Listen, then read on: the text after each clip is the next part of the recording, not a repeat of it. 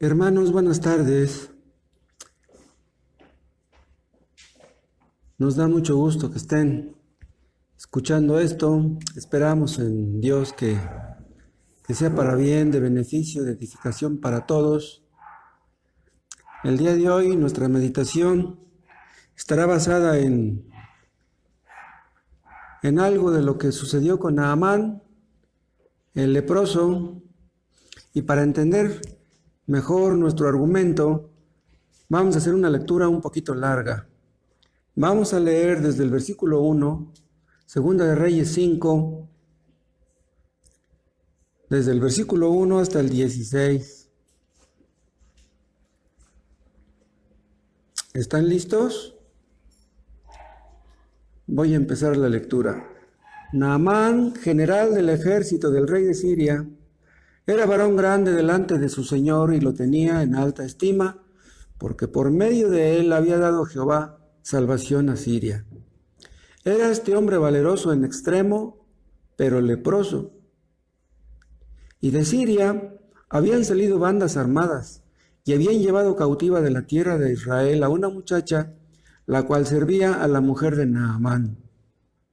Esta dijo a su señora: si rogase mi señor al profeta que está en Samaria, él lo sanaría de su lepra. Entrando Naamán a su señor, le relató diciendo: así y así ha dicho una muchacha que es de la tierra de Israel. Y le dijo el rey de Siria: anda, ve y yo enviaré cartas al rey de Israel. Salió pues él, llevando consigo 10 talentos de plata y 6,000 piezas de oro y 10 mudas de vestidos. Tomó también cartas para el rey de Israel que decían así: cuando lleguen a ti estas cartas, sabe por ellas que yo envío a ti mi siervo Naamán para que lo sanes de su lepra. Luego que el rey de Israel leyó las cartas, rasgó sus vestidos y dijo: ¿soy yo Dios que mate y dé vida, para que éste envíe a mí a que sane un hombre de su lepra? Considerad ahora y ved cómo busca ocasión contra mí. Cuando Eliseo, el varón de Dios, oyó que el rey de Israel había rasgado sus vestidos, envió a decir al rey: ¿por qué has rasgado tus vestidos? Venga ahora a mí y sabrá que hay profeta en Israel. Y vino Naamán con sus caballos y con su carro y se paró a las puertas de la casa de Eliseo. Entonces Eliseo le envió un mensajero diciendo: ve y lávate 7 veces en el Jordán, y tu carne se te restaurará y serás limpio. Y Naamán se fue enojado diciendo: he aquí yo decía para mí: saldrá él luego y estando en pie invocará el nombre de Jehová su Dios, y alzará su mano y tocará el lugar y sanará la lepra. Habana y Farfar, ríos de Damasco, ¿no son mejores que todas las aguas de Israel? Si me lavare en ellos, ¿no seré también limpio? Y se volvió y se fue enojado. Mas sus criados se le acercaron y le hablaron diciendo: Padre mío, si el profeta te mandara alguna gran cosa, ¿no la harías? ¿Cuánto más diciéndote: lávate y serás limpio? Él entonces descendió y se zambulló 7 veces en el Jordán, conforme a la palabra del varón de Dios, y su carne se volvió como la carne de un niño, y quedó limpio. Y volvió el varón de Dios, al varón de Dios, él y toda su compañía, y se puso delante de él y dijo: he aquí ahora conozco que no hay Dios en toda la tierra sino en Israel. Te ruego que recibas algún presente de tu siervo. Mas él dijo: vive Jehová, en cuya presencia estoy, que no lo aceptaré. Y le instaba a que aceptara alguna cosa, pero él no quiso. Hasta ahí nuestra lectura. No sé si ustedes habrán escuchado, hermanos, que la lepra es un tipo del pecado. Hay cosas en el Antiguo Testamento que tienen su cumplimiento en el Nuevo Testamento. Un cumplimiento o un paralelo. Por ejemplo, Jonás es un tipo de Cristo, pero un tipo de Cristo, ¿por qué? Porque así como Jonás estuvo en el vientre del gran pez 3 días y 3 noches, asimismo Cristo estuvo 3 días y 3 noches en la tumba. Entonces, Ustedes pueden ver el tipo en el Antiguo Testamento y pueden ver el antitipo en el Nuevo. Otra cosa, en el Antiguo Testamento había un sumo sacerdote y aquellos sumos sacerdotes eran también tipos de Cristo. ¿Por qué? Porque Cristo es nuestro sumo sacerdote. Cristo hace lo que aquellos sumos sacerdotes no podían hacer. Aquellos sacerdotes eran mortales, pero Cristo es inmortal. Los corderos que eran sacrificados en los altares en el Antiguo Testamento eran corderos sin defecto, y esos corderos también eran un tipo de Cristo. Cristo es el cordero sin mancha y sin contaminación. Cristo es el cordero que sí quita el pecado del mundo. Pero yo les decía que la lepra es un tipo del pecado. ¿En qué sentido es un tipo del pecado? Vean, la lepra era una enfermedad contagiosa. El pecado es súper recontra contagioso. La lepra era incurable en aquel tiempo y el pecado, así como Dios lo ve, para el hombre es algo incurable y es algo mortal, algo sumamente letal. La ley veía la lepra como impureza. Vean, en el Antiguo Testamento la lepra era vista no como una enfermedad, sino como una impureza. Y para diagnosticar la lepra, se requería de un sacerdote, no de un médico. ¿Por qué? Vean, solamente los sacerdotes podían diagnosticarla. Pero escuchen, no que los médicos no pudieran, sino que no deberían. ¿Me explico? O sea, Dios dijo que la lepra tenía que diagnosticarla un sacerdote, no un médico. La Organización Mundial de la Salud dice que el alcoholismo es una enfermedad, pero la Biblia no dice eso. La Biblia dice que el alcoholismo es un pecado. Han de saber ustedes que la lepra la trajeron los judíos de Egipto, y Egipto es un tipo del mundo. Los leprosos eran estigmatizados por la justicia de Dios.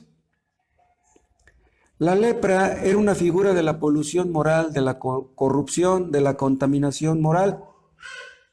O sea, en otras palabras, para que me entiendan mejor, el pecado es la lepra del alma. ¿Me explico? El pecado es la lepra del alma, algo que nadie puede curar excepto Dios. La lepra y el pecado se parecen por su impureza, se parecen por su infección, se parecen por su contagio. La lepra era algo que se extendía fácilmente. Pero vean, los sacerdotes podían diagnosticarla, pero no podían curarla. Pero vean, Cristo no solamente diagnostica el pecado, Él es el único que puede curarlo. Es el único que puede quitarlo. Había diferentes niveles de lepra. Había una lepra que cundía en la piel, en la superficie, que apenas se veían unas cuantas manchitas. Lo más probable es que esa clase de lepra era la que tenía Naamán, una lepra que apenas empezaba. ¿Por qué? Porque él podía cumplir con sus funciones de general del ejército de Siria. Si su lepra hubiera sido más avanzada, más profunda, no hubiera podido hacer eso. Había otra lepra que era un poquito más profunda, pero había otra que estaba ya bien metida en la carne. Esa era completamente incurable.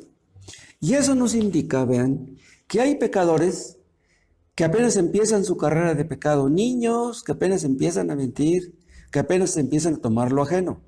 Pero hay jóvenes ya de 13, 14, 15 años que ya son capaces de robar en grande, que andan armados, que venden droga y cosas por el estilo. Pero hay un pecado, hay personas que se han sumido tanto, que se han profundizado tanto en el pecado que ya nadie quiere estar ahí junto a ellos. Son personas que han pecado tanto, que están tan leprosos y que su lepra es tan contagiosa que ya nadie se les puede acercar. Ahora ya hay cura para la lepra, en la misericordia de Dios. Pero en aquel tiempo era incurable y era terrible. Ustedes habrán visto esa película de Ben-Hur. Una de las escenas más conmovedoras de esa película es cuando Ben-Hur va a buscar a su mamá que está leprosa en el Valle de los Leprosos y se acerca a ella y la abraza. O sea, no le importa contagiarse. Es una escena muy conmovedora. Y luego va a buscar a su hermana que ya se está muriendo y la carga en sus brazos y la saca de la cueva. Cristo cuando anduvo en este mundo se acercó a los leprosos y los tocó. Los leprosos tenían que purificarse, tenían que limpiarse para que no hubiera ninguna sospecha de que estaban contagiados. ¿Cuán contagioso es el pecado? El pecado es más contagioso que el COVID-19. Si yo estoy contagiado del COVID-19 y les hablo a ustedes a 1 metro de distancia, yo los puedo contagiar. Pero si ustedes están a 2 metros, a 3 metros y yo les hablo, no les llega el virus hasta donde están ustedes. Pero escuchen, si ustedes están a 5 metros de mí, si están a 10 metros de mí y yo los insulto a ustedes, mi insulto los contagia aunque estén a 10 metros, aunque estén a 1000 kilómetros y los insulto por teléfono. ¿Entienden? El pecado es más contagioso que cualquier virus. Tú no puedes librarte del pecado. El único que te puede librar es Dios. Hay algunos que piensan que dejarán el pecado en cuanto se lo propongan, pero quieren que les diga algo, el pecado no es esclavo de nadie. El pecado no recibe órdenes de nadie. Los que piensan que van a dejar el pecado en cuanto se lo propongan, están demostrando lo engañoso que es precisamente el pecado. Dicen algunos, mi principal problema es la bebida, pero en cuanto yo deje la bebida, pues ya estaré libre de problemas. Pero no, ¿de qué sirve que tú dejes de beber si estás lleno de ira, de envidia, de rencor, de lujuria, etcétera? Pudiste dejar la bebida, qué bueno, pero puedes dejar esos otros pecados.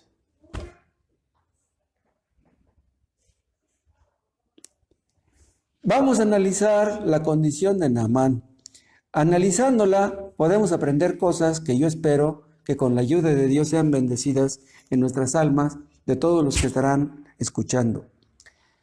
Ya leímos que Naamán era muy apreciado por el rey de Siria, pero era leproso. Entonces vean, las cosas buenas que Naamán tenía eran opacadas por la lepra. Y esto nos dice que hay personas que tienen muchas cualidades. Hay personas que son muy buenas personas, pero que tienen un pecado dominante. No hay ninguna persona que no tenga un pecado dominante. El hombre que tiene más cualidades, más virtudes, tiene un pecado dominante. Y ese pecado que tienen les afea. Y quieren que les diga algo. Si tú crees que tienes muchas cualidades, pero tuvieras solamente un pecado que te afea, Dios no se fija en tus cualidades. Dios se fija en tu pecado. Dios no lleva la cuenta de tus buenas obras. Dios lleva la cuenta de tus malas obras. En el siglo XX, en el siglo pasado, hubo grandes avances tecnológicos, pero contra el pecado no pueden. La tecnología no te ayuda en nada para combatir el pecado. Hay algunos que piensan ingenuamente que este mundo va a ir mejorando poco a poco. Piensan que la tecnología ayudará a solucionar todos los problemas que hay en el mundo y que va a llegar el día en que en este mundo nos vamos a llevar todos como hermanos, que nos vamos a amar, a ver y a reconocer como si fuéramos hermanos. ¿Quieren que les diga algo? Esa es una locura. Nunca se va a ver eso en el mundo. piensa que se van a acabar las guerras. Pero ¿saben una cosa? En el siglo XX, con tanta tecnología que empezó a aparecer, hubo más muertes por guerras que en los siglos anteriores. Bueno, eso no lo podemos asegurar bien, porque en los primeros siglos hubo muchas guerras y no sabemos exactamente cuántos morirían.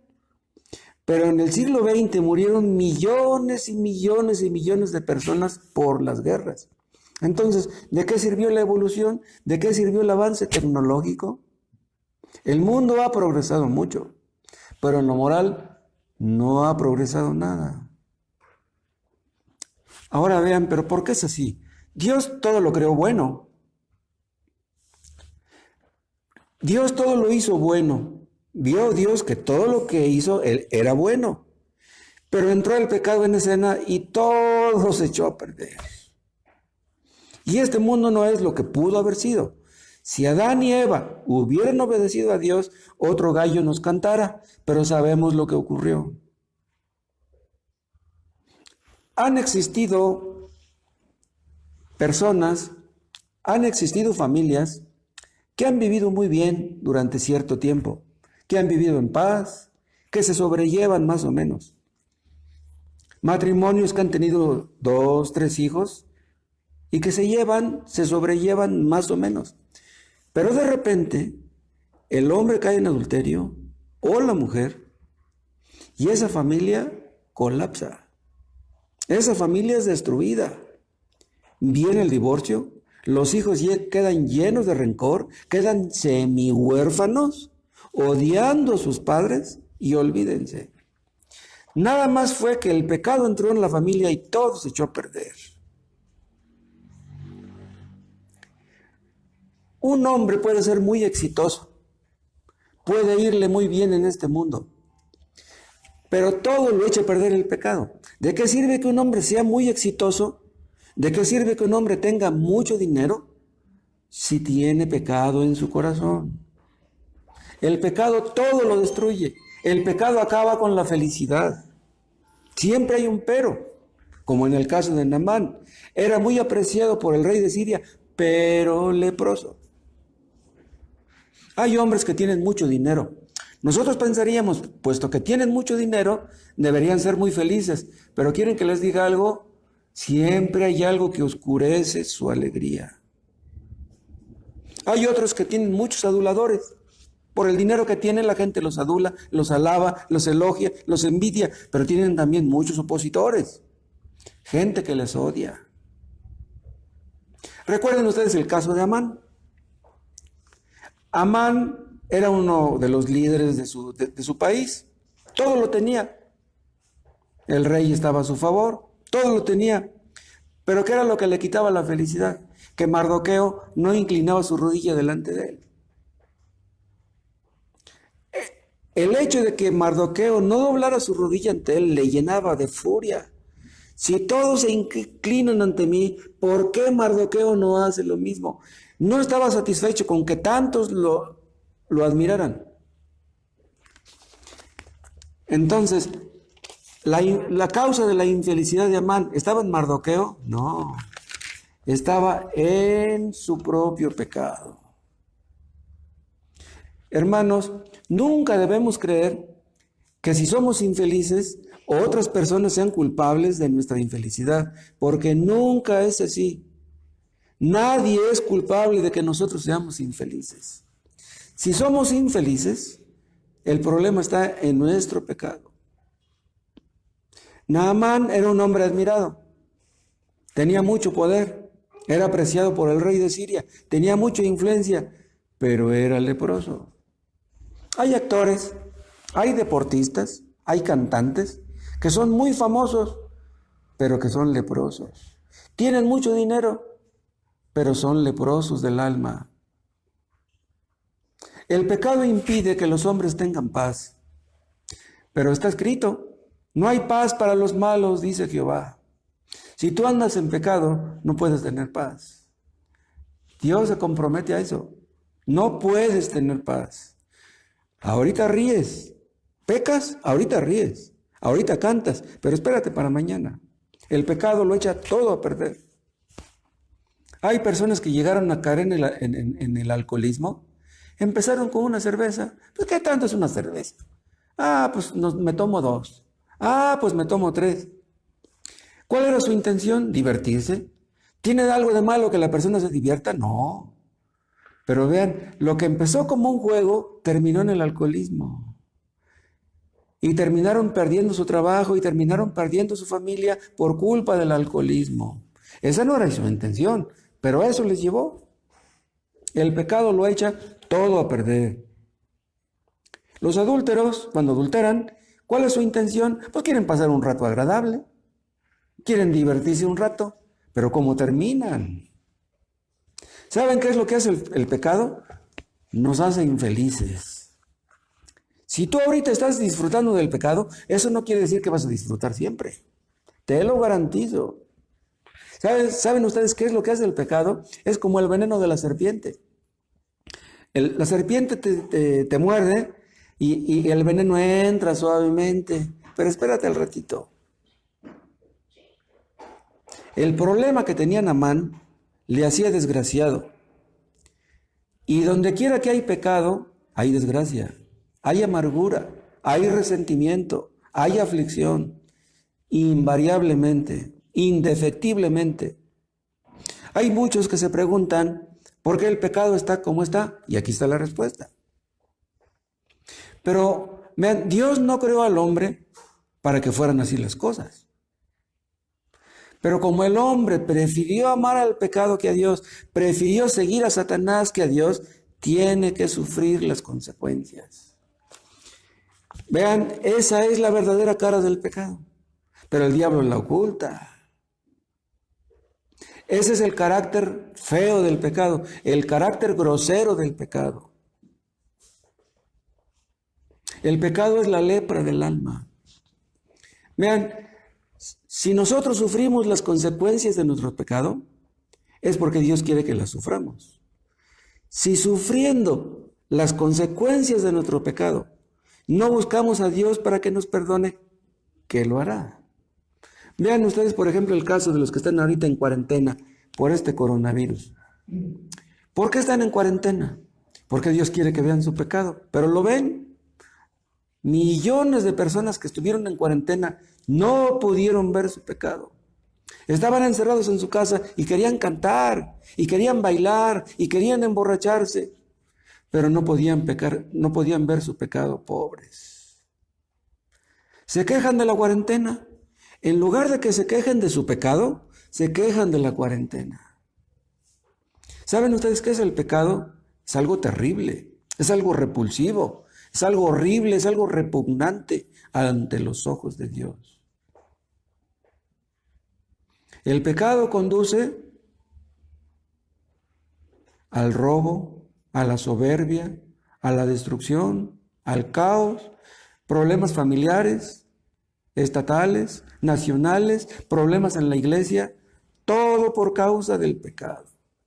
Y otra cosa, tome nota, el pecado no respeta a las personas. Naamán era un personaje, era estimado por el rey de Siria, pero véanlo, era el leproso. Era un hombre muy influyente, pero leproso. No importa quiénes seamos, no importa dónde estemos, el pecado lo echa todo a perder. Nixon, Clinton, Obama, Michael Jackson, O.J. Simpson, Harvey Weinstein, todos echan a perder sus vidas por su pecado. El pecado afea nuestro carácter. Y lo que son las cosas, por naturaleza nos tenemos en un buen concepto. Creemos ser buenas personas y es precisamente por el pecado que mora en nosotros. Porque si viéramos el pecado como realmente es, nos horrorizaríamos de lo que hay en nosotros. Y vean otra cosa, en este asunto del pecado no hay nadie que nos pueda ayudar. Naamán había consultado con médicos, con los mejores médicos de su tiempo, y nadie le había podido ayudar porque él tenía dinero. El rey de Siria, que era su amigo, Hubiera hecho cualquier cosa por ayudarle, pero no podía. Le dio cartas el rey de Siria para que se las llevara al rey de Israel, pero el rey de Israel tampoco podía ayudarle. Pero vean, Naamán supo que en Samaria había un profeta de Dios y que él lo podía sanar de su lepra. Y allá fue a buscar a Eliseo. Es lo que dicen los primeros versículos del capítulo 5 de Segunda de Reyes. Los médicos no lo pudieron ayudar, ni los brujos ni los curanderos. Desde los inicios del mundo, los hombres han sufrido las consecuencias de su pecado y han tratado de enfrentar esas consecuencias sin éxito. Tú no puedes. Las consecuencias de tu pecado tú no las puedes librar. No puedes pasarlas por alto. Los filósofos, los intelectuales, los gobernantes, los políticos no pueden ayudarte contra el pecado. Ninguno puede. ¿Saben qué hicieron los gobiernos socialistas?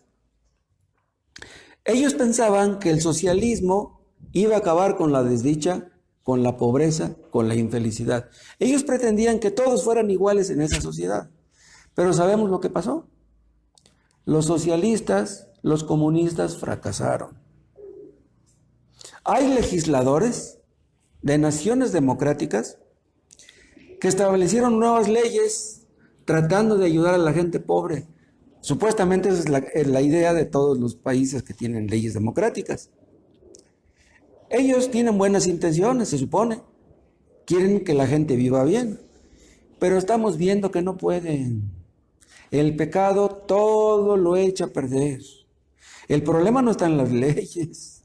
Tú puedes promulgar las mejores leyes. ¿Y qué con que las promulgues? Es más, ni un sistema político puede ayudar en contra del pecado. Muchos pensaron que la pobreza era la causa de las desdichas, de la infelicidad. Entonces ellos querían que el dinero se distribuyera equitativamente, que hubiera igualdad. Querían que el dinero llegara a la mayor cantidad posible de personas. ¿Creen ustedes que esa es la solución del problema? En México, el gobierno tiene buenas intenciones, ayudar a los adultos mayores. Pero ¿creen ustedes que ayudando a los adultos mayores acabarán con este problema? Nunca.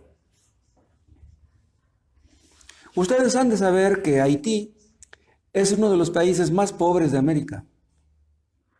Pero quieren que les diga algo. La ONU les ha ayudado mucho. Estados Unidos los ha apoyado mucho. En 2010 hubo un terremoto. Les llegaron millones de dólares a los de Haití. ¿En qué les ayudaron? Haití sigue siendo de los países más pobres de América. Vamos a suponer que ustedes conocieran a un hombre pobre, a un alcohólico. Esos alcohólicos que se sientan en la banqueta y que ya perdieron su familia y que ya no se bañan ni se cambian de ropa y andan con el pelo largo, etc. Regálenle ustedes a un alcohólico $1,000,000. ¿Creen ustedes que van a solucionar sus problemas con $1,000,000? No. ¿Saben qué va a hacer esa persona con ese $1,000,000? Se va a volver loca y va a dispararles vino a todos sus amigos y en una semana ya se acabaron el $1,000,000. El problema de los alcohólicos no es la falta de dinero. En 1985 hubo en México un terremoto horrible. Llegaron millones de dólares de ayuda internacional de Estados Unidos, de Canadá, de Europa. Y pregúntenme ustedes en dónde están esos millones de dólares. ¿Y llegaron a los pobres, a los que perdieron sus hogares realmente? Yo les aseguro que no. Y quieren que les diga algo. Hay personas que si les regaláramos dinero, en lugar de ayudarles, les perjudicaríamos. Hay países muy ricos y muy infelices. Por ejemplo, Estados Unidos e Inglaterra son dos de los países más ricos del mundo. ¿Y quieren que les diga algo? En esos dos países es donde más abundan los ateos. Es donde más abundan los apóstatas.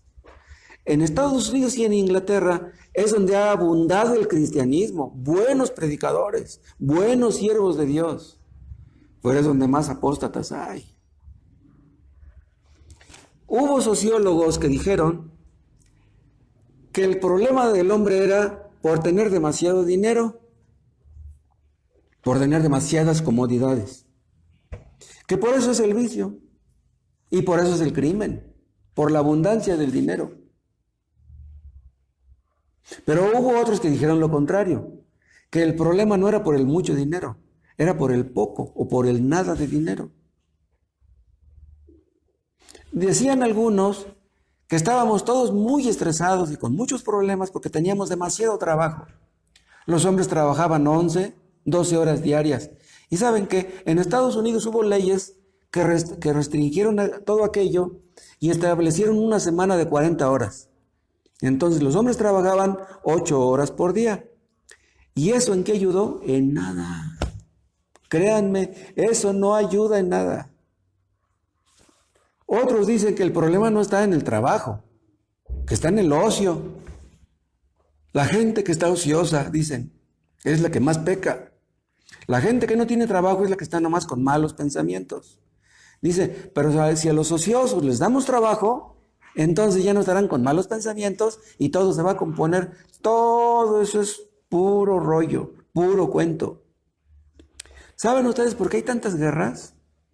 ¿Saben ustedes por qué hay tantos crímenes encobijados, encajuelados, decapitados en México? Es por el pecado. No es por otra cosa. No es por la falta de dinero. No es por la falta de trabajo. Es por el pecado. Hay muchas personas que les falta un pie. Hay muchas personas que les falta una mano y que andan trabajando, que venden chicles. ¿Saben ustedes por qué hay tanta depresión? Tanto estrés, tanta angustia, tanta infelicidad, es por el pecado y no crean que por otra cosa. Y los hombres se preguntan cómo podrán solucionar estos problemas, pero no pueden. Estas preguntas no son nuevas. A través de la historia, esta gente se ha hecho las preguntas, pero no encuentran la respuesta. Los filósofos contribuyeron. Ellos eran personas muy capaces e inteligentes y trataron de responder estas preguntas, pero tampoco pudieron. ¿Saben por qué? Porque también ellos eran leprosos, leprosos del alma. Por muy inteligentes que fueran los filósofos, también eran leprosos. Se han creado organizaciones, consejos de ayuda matrimonial, clubes de optimismo, grupos de ayuda mutua, todo en vano. Tú no puedes contra el pecado, no puedes. Esa es la imagen de Naamán el leproso. Nadie podía curar a Naamán. En México hay legisladores que yo supongo tienen buenas intenciones cuando establecen sus leyes, pero nuestros legisladores son leprosos también. Ahí está el problema. Hay jóvenes en nuestro querido México muy desorientados, pero sus padres no les pueden ayudar. No les ayudaron con advertencias, no les ayudaron con amenazas, no les ayudaron con golpes, no les ayudaron con consejos ni con besos. El pecado de los jóvenes no puede ser ayudado con nada. El único que puede ayudar a tus hijos es Dios. Es el único. El hombre está atado por 1000 cadenas, por sus propias cadenas, por las cadenas que ama, y no saben cómo liberarse. El único que te puede liberar de tus cadenas es Cristo. Ven a Él y Él te liberará, romperá tus cadenas, romperá tus ataduras. El hombre no sabe cómo tratar este problema, es un problema formidable. Naamán se sentía impotente. Naamán no sabía dónde encontrar la solución. Pero vean, llegó a la casa de Eliseo. En aquel tiempo, Eliseo era famoso. Su fama no solamente estaba en Samaria, su fama había llegado a Siria. Siria es el país que está pegado a Israel, exactamente hacia el norte. Nosotros vivimos rodeados de gente leprosa del alma, gente desdichada, gente amargada, llena de problemas, gente infeliz, gente que sufre las consecuencias de su pecado. Y saben una cosa, no saben que en el Evangelio está la solución. No saben. Es más, déjenme decirles esto.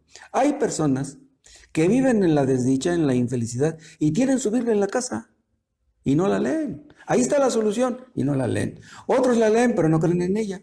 ¿Cómo encontrarán la solución? Nosotros predicamos el Evangelio porque sabemos que es la única solución. Esa enfermedad que tú tienes en el alma, solamente Dios la puede curar. Pero si tienes la Biblia y no la lees, y si la lees y no crees en ella, seguirás igual.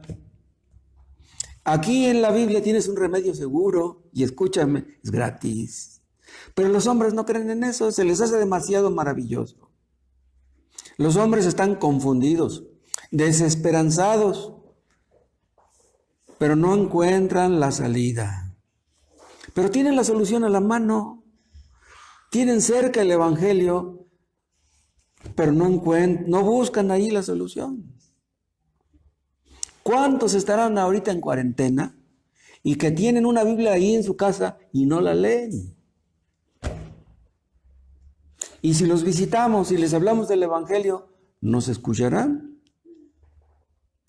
Ellos no entienden que la respuesta está a su alcance. Hay hombres que están preocupados por las grandes cuestiones, pero como a los cristianos nos ven como pequeños, nos ven como ignorantes, nos ven como tontos, no creen que nosotros podamos tener la solución. Bueno, en realidad nosotros no la tenemos, pero vean, aquí está, en la palabra de Dios. Y es que los hombres orgullosos, ¿saben qué? Piensan a lo grande. Ellos esperan ver cosas grandes. Ellos piensan oír cosas grandes. Y el cristianismo les parece insignificante, les parece poca cosa. El rey de Siria le mandó al rey de Israel muchas monedas de oro, 6,000 monedas de oro. Él pensaba que en las monedas de oro estaba la solución. Los reyes de Israel, los reyes de Siria, ellos pensaban en sus ejércitos, pensaban en sus armas. ¿Quién tenía la solución del problema de la lepra de Naamán? Era una muchacha judía que había sido llevada cautiva y que trabajaba para la esposa de Naamán. Una muchacha, una criada judía, tenía la respuesta. La respuesta estaba en la palabra de Dios y en el profeta de Dios que estaba en Samaria. Por decirlo de otra manera, la solución del problema de Naamán estaba en la cocina. ¿Entienden? La muchacha estaba ahí en la cocina. Pero Naamán fue a buscar al rey de Israel. Los presidentes, los gobernadores, crean comisiones especiales, leyes parlamentarias, buscan asesores, consejeros de experiencia, buscando supuestamente la solución, pero no la encuentran. Y vean los gringos, en Estados Unidos, ellos han gastado millones y millones de dólares para enviar a hombres a otros planetas. Quieren ganar la carrera espacial. Ellos piensan que están invirtiendo bien su dinero. Pero díganme, esos millones de dólares que están gastando, ¿de qué les sirven? No les sirven de nada. Ellos no entienden que la solución la tienen en su casa, en la Biblia. ¿Qué andan buscando tan lejos? La gente que nos rodea, el mundo en general, desconoce la solución de este problema. ¿Y saben por qué? Porque la solución a este problema no es como ellos piensan. Ese es el asunto. Todo el mensaje bíblico, toda la salvación de Dios, todo lo que Dios tiene que decirnos, está en esta sirvienta. ¿Cómo ven? En esta sirvienta que trabaja para la esposa de Naamán. Una muchacha despreciada. Era una esclava. Una muchacha despreciada era la solución. Pero los grandes, pues piensan en los grandes, piensan en cosas grandes. Los reyes alaban a otros reyes, admiran a otros reyes, envidian a otros reyes, ignoran estas cosas. Existieron grandes imperios en la antigüedad. Todavía existen algunos. Pero ¿saben en dónde está la solución del gran problema? en Palestina. Cristo dijo, la salvación viene de los judíos. Vean lo que dijo Cristo. La salvación viene de un país pequeñito en el mapa, de los judíos. La nación de Judá era una provincia pequeñita. Los judíos siempre fueron un país pequeño, ignorado, perseguido, menospreciado, pues la salvación viene de los judíos. Cristo era judío. ¿Saben ustedes por qué Dios escogió a los judíos para ser su pueblo? ¿Los escogió por ser buenos? ¿Por ser numerosos? No eran ni una cosa ni la otra. Vean ustedes cómo Dios lo para todo de cabeza. Los hombres no pueden entender eso. Todos los países que rodeaban a Israel eran politeístas, eran animistas, eran bárbaros, eran salvajes, quemaban a sus hijos. Israel era el único país que defendía el hecho de que hay un solo Dios verdadero. En la Biblia vemos el caso de muchas personas humildes, de muchas personas sencillas, insignificantes, que Dios usó para su gloria. Recuerden el caso de José. Faraón era el rey más poderoso de su tiempo, pero se ve amenazado por el hambre. Recuerden que Dios le dio un sueño de las vacas flacas y de las vacas gordas. Él quería entender el significado, pero pues no lo sabía. Mandó a sus sabios y a sus adivinos que le dijeran acerca del significado de su sueño y nadie le pudo ayudar. ¿En dónde estaba el significado de su sueño? ¿Quién tenía la respuesta? Un muchacho que había sido esclavo y que estaba encerrado en la cárcel. ¿Cómo ven? Nadie en Egipto podía ayudarle. El único que le podía ayudar era aquel muchacho esclavo.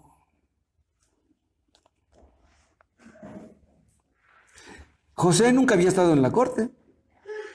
José no tenía palancas. Vean cómo este pobre muchacho, ignorado, despreciado, menospreciado, tenía la solución del gran problema.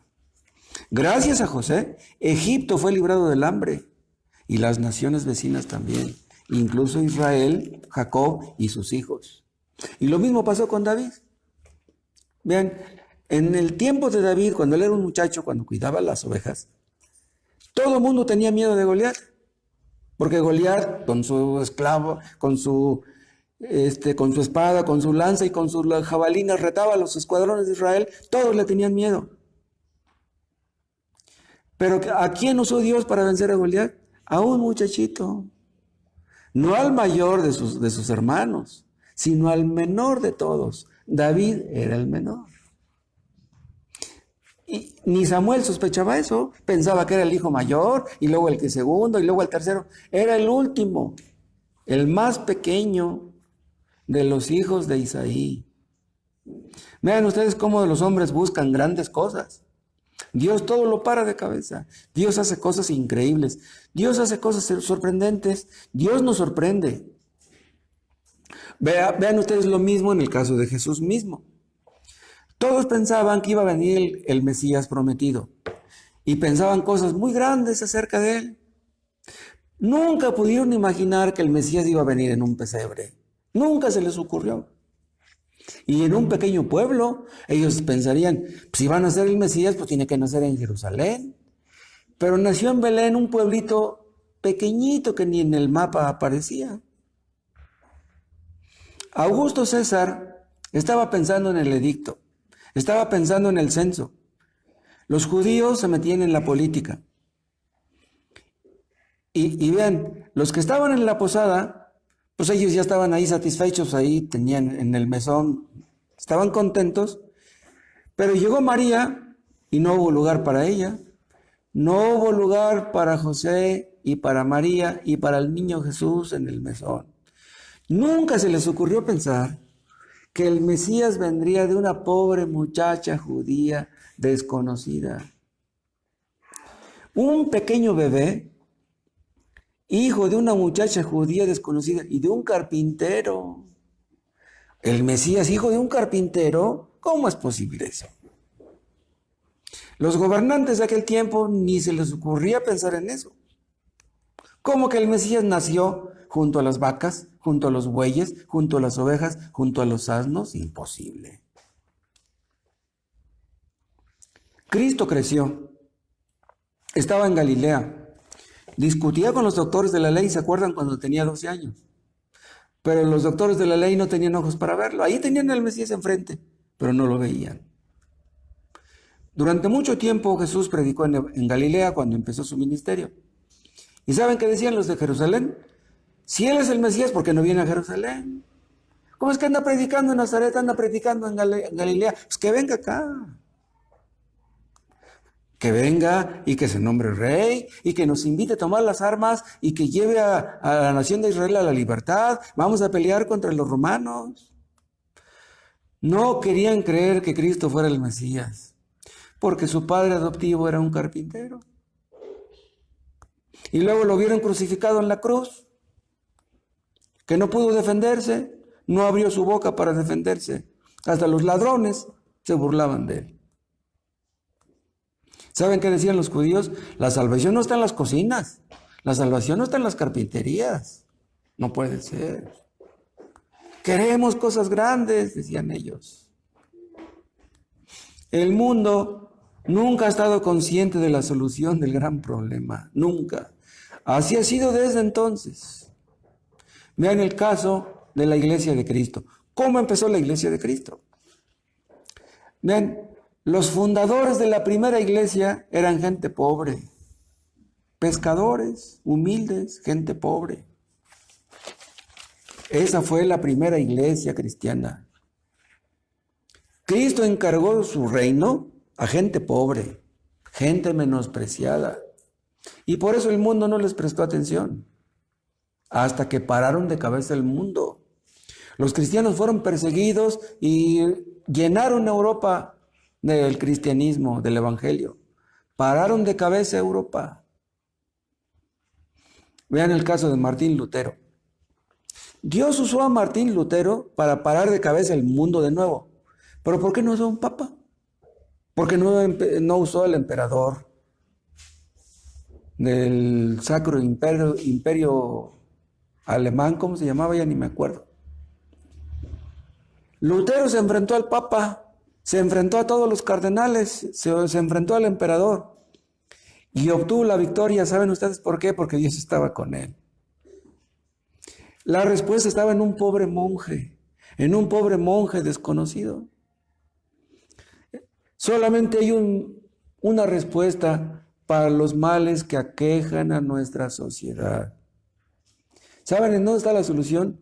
En la iglesia de Cristo, en la esposa de Cristo. Pero los hombres no lo creen. Les hablamos del evangelio y no lo creen. Hay muchos que tienen una religión, hay muchos que dicen ser cristianos, pero no creen lo que dice la Biblia. En serio. Personas que les gusta ir al culto, que les gustan los cantos y que les gustan las alabanzas, pero no creen en el Dios de la Biblia. No estoy mintiendo, no estoy exagerando. Personas que buscan cosas grandes, buscan sanidades, buscan milagros, pero no buscan al Dios de la Biblia. Se meten en una religión, quieren un milagro, buscan la solución de sus enfermedades, pero a Dios no lo buscan. Buscan milagros y dones espirituales, quieren hablar en lenguas, pero a Dios no lo buscan ni le obedecen tampoco. ¿Saben ustedes en dónde está la solución de los grandes problemas del mundo? Los grandes problemas de México, los grandes problemas internacionales están en la palabra de Dios, están en Dios, están en Cristo, en el Evangelio. De esa solución les hablamos a ustedes, queridos oyentes. El gran problema, escúchenme, no es el COVID-19, ni el SIDA, ni la peste bubónica, ni las guerras, ni los terremotos, ni los tsunamis. El gran problema del mundo es el pecado y solamente Cristo te puede ayudar. Hay una respuesta, hay una solución para el gran problema y esa solución está en Cristo. La lepra del alma solamente Dios te la puede quitar, solamente Cristo te puede sanar. Un leproso le dijo a Cristo, si quieres, puedes limpiarme. ¿Qué le contestó Cristo? Quiero, sé limpio. Y se limpió. Solamente Cristo puede quitarte tu lepra. ¿Quieren que les diga algo? Solamente el testimonio de los cristianos se interpone entre el mundo y la destrucción. Este testimonio es el que Dios le dio a aquella muchacha judía que estaba en la casa de Naamán. Y es el que tenemos nosotros. Debemos llevar a esas personas que nos rodean a Dios, a Cristo. Solamente Él les puede ayudar. Nosotros no podemos curar la lepra del pecado, pero Cristo sí puede. El Evangelio de Cristo sí puede. ¿Entienden, hermanos, lo grande que es lo que tenemos entre manos? Nosotros tenemos la única solución del gran problema. No dejemos de evangelizar. No dejen de orar por sus hijos, no dejen de orar por sus parientes y vecinos. No dejen de evangelizar, hermanos. Aquella muchacha judía no podía curar la lepra, pero ella sabía que Eliseo sí podía, pero ni Eliseo. El que podía curar la lepra era el que estaba detrás de Eliseo. ¿Me explico? Esta muchacha judía provenía de un país donde el único Dios verdadero era conocido. Personas que me escuchan, personas inconversas, personas que no son cristianas que me están escuchando, nosotros no podemos salvarlos a ustedes. Nosotros no podemos ayudarles en su problema del pecado, pero Cristo puede. Y no solamente puede, Él quiere. Si ustedes vienen a Cristo, Él los recibe con los brazos abiertos. Si ustedes se arrepienten de su pecado, Él los perdonará. Él los limpiará y los dejará blancos como la nieve. Aunque estén tan leprosos, peor que Naamán, Cristo los limpiará y los salvará.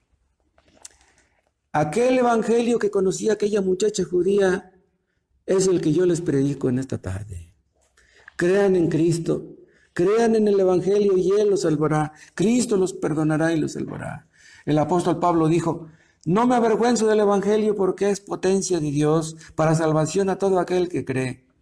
Aquel evangelio que salvó a millones, lo salvará a ustedes si vienen a Cristo.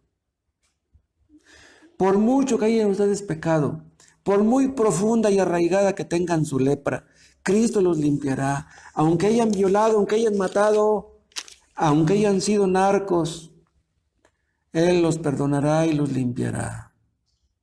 Aquella muchacha judía le dijo a su ama, si rogase mi Señor al profeta que está en Samaria, Él lo sanaría de su lepra.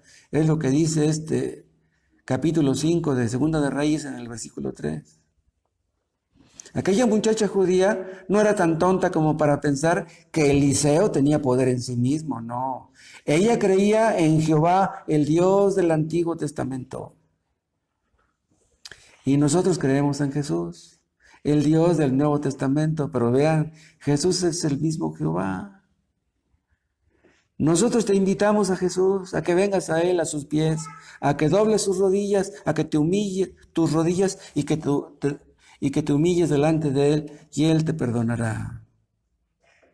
Quien tú seas, Dios puede perdonarte. No importa hasta dónde hayas llegado.